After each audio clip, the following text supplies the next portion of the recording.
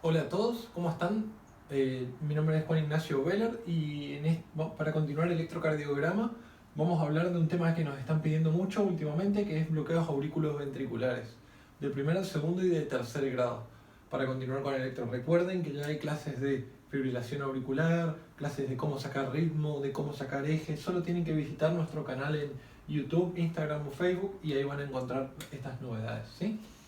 Entonces, para empezar con el tema bloqueo auriculoventriculares, lo primero que debemos recordar es qué es el intervalo PR, ¿sí? ¿Qué es el intervalo PR?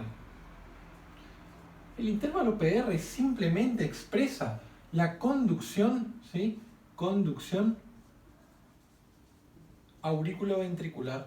¿Y qué quiere decir esto? Es el tiempo. Ustedes recuerdan que el estímulo sale de lo que se llama nódulo sinusal, por los haces internodales, llega al nódulo auriculoventricular, de ahí haz de His, rama izquierda y rama derecha, y las fibras de Purkinje. El tiempo que demora el nódulo sinusal en estimular la aurícula, luego pasar por el nodo AB, por las fibras izquierda y derecha del haz de His y llegar al ventrículo, es llamado conducción auriculoventricular. Entonces, la onda P representa la despolarización de la aurícula. El tiempo que hay entre la despolarización de la aurícula, es decir, desde el inicio de la P hasta la despolarización del ventrículo, incluye todo este tiempo.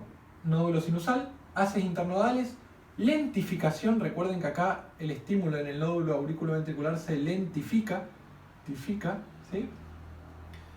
Y luego va a las fibras izquierdas y derechas y a las fibras de Purkinje y estimula el ventrículo. Ese tiempo se denomina intervalo PR y se mide desde el inicio de la onda P hasta el inicio del QRS. Lo normal es que dure de 120 milisegundos a 200 milisegundos. ¿Sí? Esto quiere decir de 3 cuadraditos pequeños, ¿sí? Recuerden que cada cuadradito pequeño es 40 milisegundos, a 5 cuadraditos pequeños, ¿sí? 1, 2, 3, 4 y 5, que son 200 milisegundos. ¿Sí? Entonces, ¿cuánto mide el intervalo PR? Normalmente de 120 a 200 milisegundos. Cuando la conducción auriculoventricular está dañada, nosotros tenemos los distintos grados de bloqueos auriculoventriculares, que pueden ser de 3 grados, dependiendo de qué ocurra con el intervalo PR. El intervalo de primer grado, que en realidad es un enlentecimiento,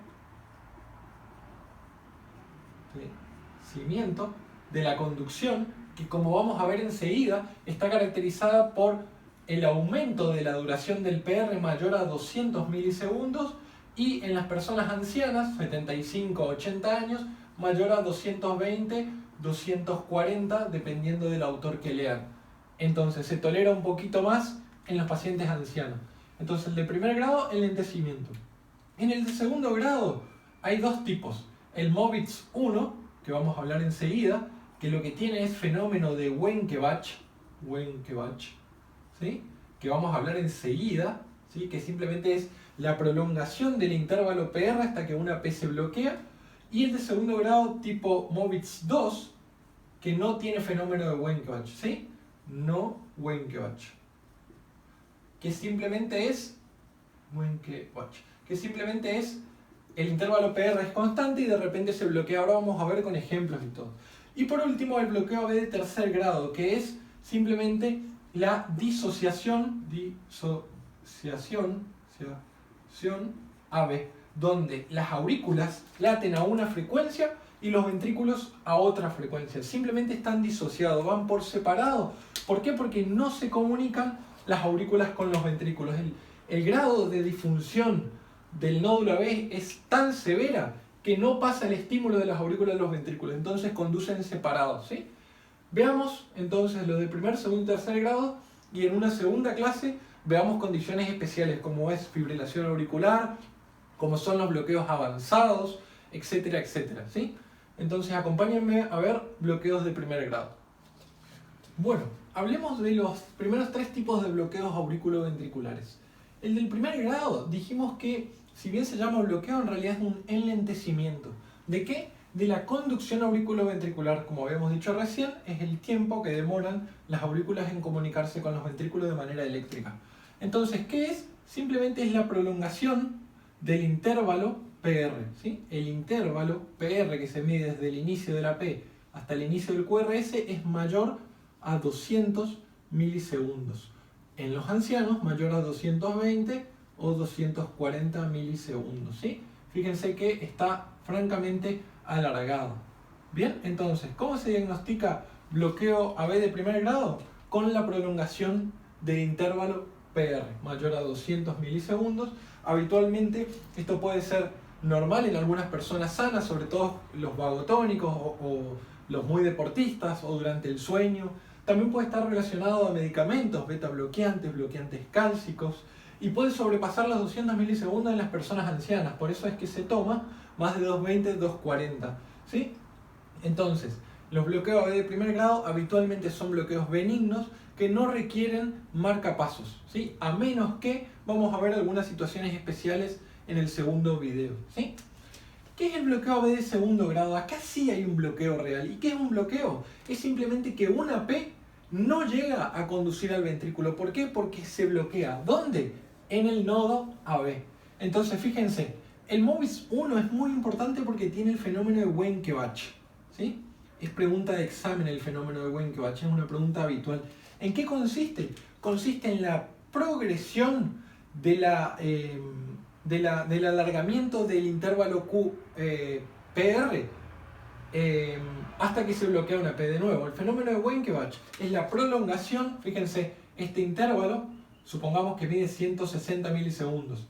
Este intervalo mide 200 milisegundos.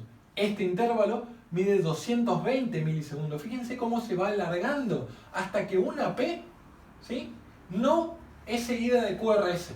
Y luego se resetea el sistema. La P vuelve a ser conducida por el QRS. Entonces yo tengo una prolongación continua del intervalo PR hasta que una P no es continuada de QRS. Entonces es fácil diagnosticarlo. ¿Cómo? Veo la tira de ritmo, busco P, P, P, P, hasta que una P no se continúa de QRS. Y si tiene el fenómeno de Wenckebach, que es la prolongación del intervalo PR de manera constante, es bloqueo AB de primer grado.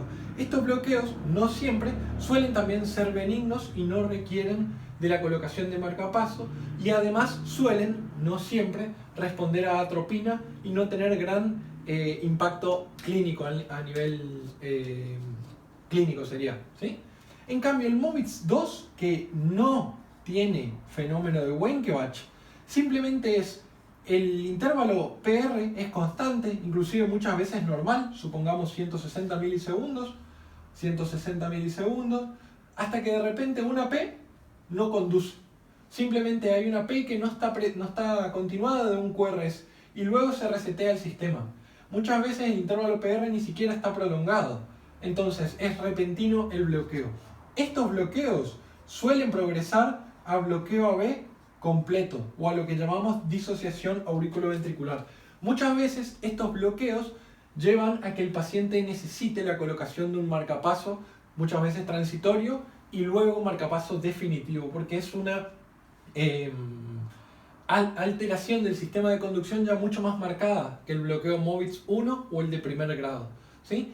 También se puede dar por medicamentos, se puede dar por infarto, se pueden dar por muchas cosas, como vamos a ver en la segunda clase de aplicación clínica. Bien, ahora veamos la disociación auriculoventricular o bloqueo de tercer grado. Bueno, por último, veamos el bloqueo auriculoventricular completo o de tercer grado, ¿sí?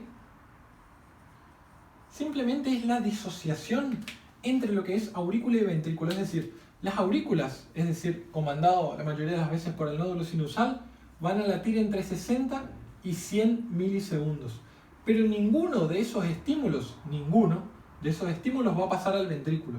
Entonces, como si no hay latido en el ventrículo, nosotros simplemente no eyectamos la sangre y se produce la muerte, los ventrículos y el haz de His y demás tienen un sistema de seguridad que también son células que pueden generar despolarización diastólica espontánea, ¿sí?, y dar origen a la contracción, igual que las células del miocardio, ¿sí?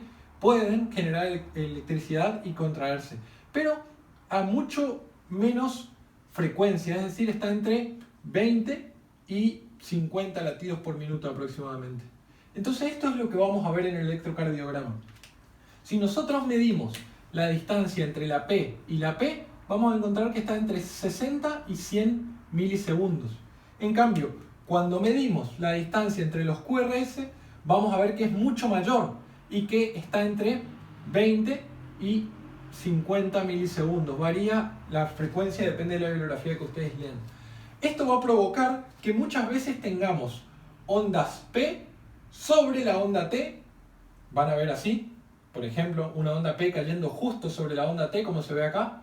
Ondas P que deberían caer acá, pero están no se ven porque está el QRS que lo tapa. Cuando nosotros medimos, la distancia entre P y P es igual, pero si medimos entre esta y esta va a estar tapada por el QRS, entonces no se va a ver.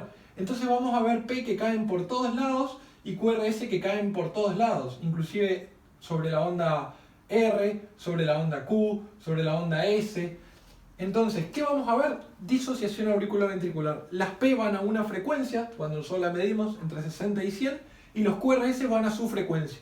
Y esto provoca, por un lado, mayor cantidad de ondas P que de complejos QRS, porque es mayor la frecuencia de las ondas P, y menor cantidad de complejos QRS, porque es menor la frecuencia de los QRS. Vamos a ver P sobre T, P sobre R, P en cualquier lado, entonces simplemente se presenta una disociación auriculoventricular. Y esto siempre es indicación de marcapaso, ¿sí? Hay algunos casos en los que podemos discutir, pero bueno, casi siempre es indicación de marcapaso continuo. Ese paciente habitualmente tiene repercusión. Y lo que muchas veces vamos a ver, y es importante, cuando la conducción ocurre de célula a célula, recuerden que se da por canales de calcio. Una célula le pasa el calcio al otro, a la otra, a la otra y a la otra. Y esto provoca que el QRS deje de ser fino, ¿sí? Que deje de medir hasta 120 milisegundos. Porque eso ocurre cuando la conducción es rápida, por las fibras de Purkinje. Pero cuando la conducción es lenta, el QRS simplemente se ensancha y es ancho. Esto ocurre en gran cantidad de los casos de bloqueo AB de tercer grado. Tenemos un QRS ancho. Y esto es expresión de la conducción célula a célula a célula, que es lenta, que no está dada por las fibras habituales. No siempre ocurre esto porque muchas veces la despolarización proviene del haz de His, ¿sí? Pero en muchos casos proviene del ventrículo y esto es habitualmente peor que cuando el QRS es fino. ¿Por qué? Porque ya está despolarizando solamente el ventrículo. ¿Bien? Hasta acá, bloqueos auriculoventriculares de primer, segundo y tercer grado. Ahora en un minuto vamos a hacer un repaso muy breve y en una segunda clase veamos las repercusiones clínicas. Bueno, para cerrar hagamos un breve repaso. En el bloqueo B de primer grado nosotros lo que tenemos es un enlentecimiento de la conducción, donde todas las P van a conducir y lo que tenemos es un incremento del intervalo PR más allá de los 200 milisegundos. Bloqueo B de primer grado. En el bloqueo B de segundo grado hablamos de dos tipos, el Movitz 1 y el Movitz 2. El Movitz 1 tenía fenómeno de Wenckebach, que simplemente era el alargamiento progresivo del PR hasta que una P no conduce. ¿Cómo se ve esto? Vemos el intervalo PR y fíjense acá, está larguísimo, esto es fenómeno de Wenckebach.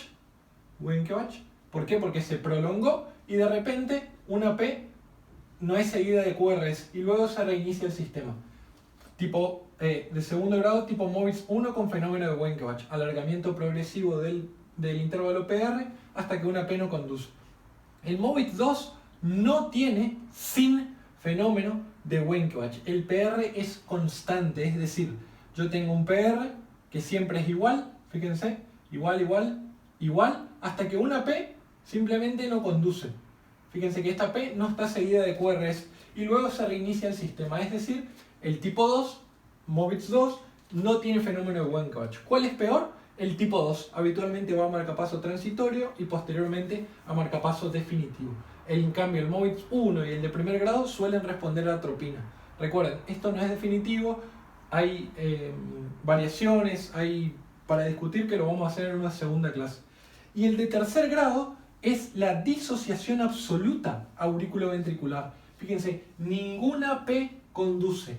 Las aurículas van a una frecuencia que habitualmente está determinada por el nódulo sinusal entre 60 y 100, y los ventrículos van a su frecuencia entre 20, 30 a 50 latidos por minuto. Entonces vamos a tener P y QRS. Muchas veces las P van a estar sobre las T, como acá. Esto es una P y esto es una T.